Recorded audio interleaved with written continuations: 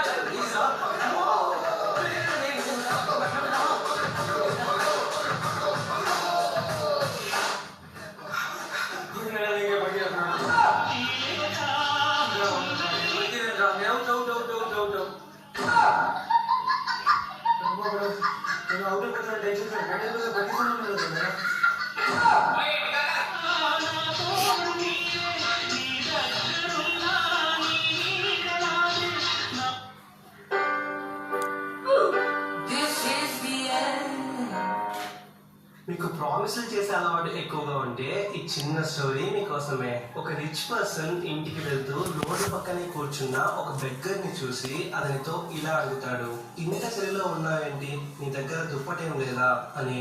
లేదు సార్ అని ఆ బెగ్గర్ అనగా, అయితే ఒక్క 5 నిమిషాలు ఇక్కడే ఆగండి, నేను మా ఇంటికి వెళ్ళి ప్రామిస్ గా మీకోసం ఒక దుప్పటం తీసుకొస్తా అని చెప్తాడు. ఆ బెగ్గర్ సరే సార్ అని వణుకుతూ అంటాడు. తను ఇంటికి వెళ్ళగానే తన భార్య పిల్లల గొడవలో పడి ఆ బెగ్గర్ గురించి పూర్తిగా మర్చిపోతాడు. మార్నింగ్ లేచాక దానికి గుర్తొస్తుంది, నేను ఒకరికి మాట ఇచ్చాను కదా అని. వెంటనే ఒక దుప్పటం తీసుకొని ఆ బెగ్గర్ ఉండే ప్లేస్ కి వెళ్ళి చూడగా అప్పటికే ఆ చలికి అతను చనిపోయి ఉంటాడు. ఒక కేర్లెస్ ప్రామిస్ ఒక ప్రాణాన్ని తీసేసింది. సేమ్ నువ్వేదైనా చేయలేకపోతే చేస్తాలే అని కేర్లెస్ గా ప్రామిస్లు చేయకు. మీ మాటలకు వెయిట్ ఉంటుంది. ఒక మర్చిపోయిన ప్రామిస్ మీ వరకు చిన్నదే అవ్వచ్చు, కానీ ఎదుటి వాళ్ళని ఎలా ఎఫెక్ట్ చేస్తుందో నీకెప్పటికీ తెలీదు. చాలా రోజుల నుంచి తారగాన్ని చూపించానా అని అడుగుతున్నారు. చిన్న బుల్లిగా ఉండే తారగాడు ఇప్పుడు ఇంత పెద్దగా అయితే అయ్యాడు. అండ్ వీడి స్టోరీ చూసి మనకైతే సాఫ్ట్వేర్ డెవలపర్ షన్ను అని అయితే ఉన్నాడు కదా, షమ్ము జశ్వంత్. అబ్రో అయితే కొన్ని గిఫ్ట్లు అయితే పంపాడు అనమాట. మాట ఏంట్రా అరే